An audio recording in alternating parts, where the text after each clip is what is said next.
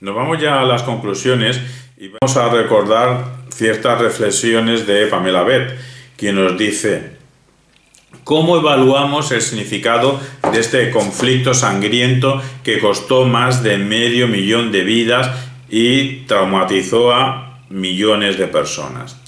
Para Pamela Beth Radcliffe, la respuesta se encuentra en algún punto entre los relatos morales en conflicto, porque ella todo el rato nos dice que cualquier cosa importante de la Guerra Civil Española vamos a tener dos relatos distintos.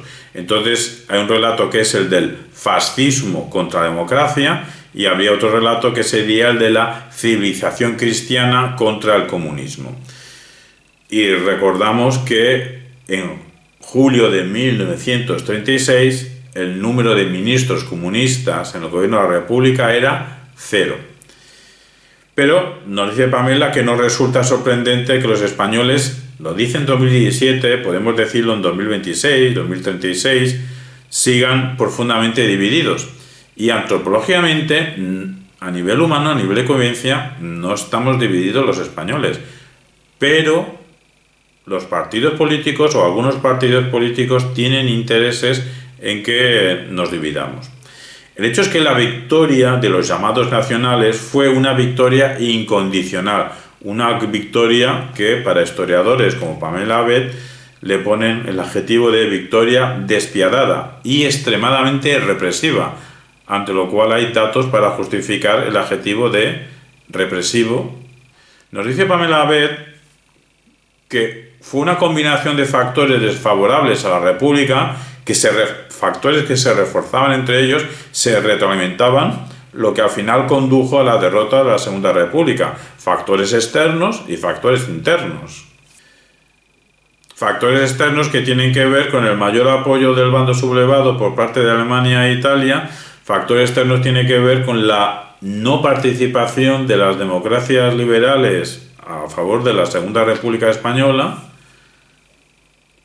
Factores internos de un inicio de bloqueo en el gobierno de la República inicialmente, factores internos de las distintas perspectivas en el bando republicano, a veces entraban en polémica, a veces entraban en enfrentamientos sangrantes y a veces llegaban al caos organizativo.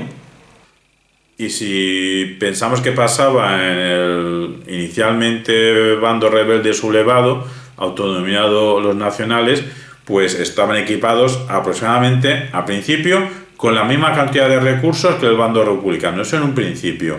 Pero claro, la organización centralizada y eficiente de los llamados nacionales fue capaz de centralizar todos esos recursos en una estrategia militar y logística coordinada que consiguió al menos la aceptación pasiva de muchos no republicanos y superó a los ejércitos republicanos en el campo de batalla.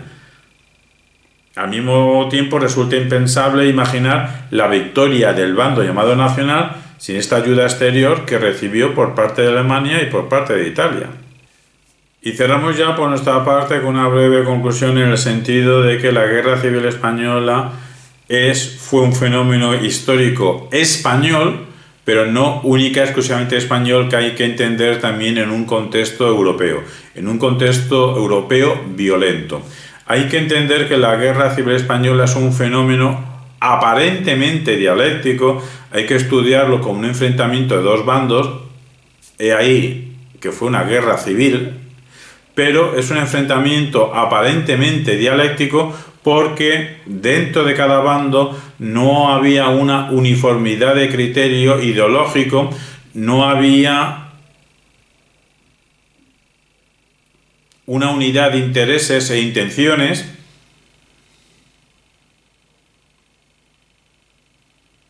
Ciertamente fue el bando llamado nacional el que consiguió tener una mayor coordinación entre sí. Por ser un fenómeno aparentemente dialéctico, pero con amplia variedad de sentires, perspectivas y pensares dentro de cada bando, requiere un análisis, pero no un análisis meramente dialéctico, requiere un análisis dialógico, un análisis que tenga que ver las distintas voces, las distintas perspectivas que hubo en cada bando, incluso españoles que no se consideraban de ningún bando en especial.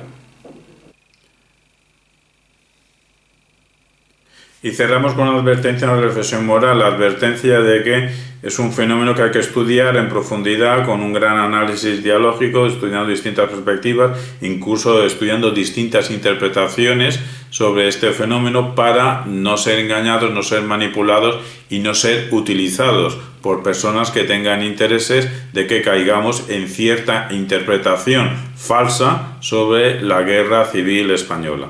Y la reflexión moral es que aprendamos de lo que pasó, entendiendo lo que pasó, comprendiendo lo que pasó y criticando lo que pasó, para que tengamos un nuevo imperativo categórico de raigambre hispánica, en el sentido de que no se repita en España otra guerra civil.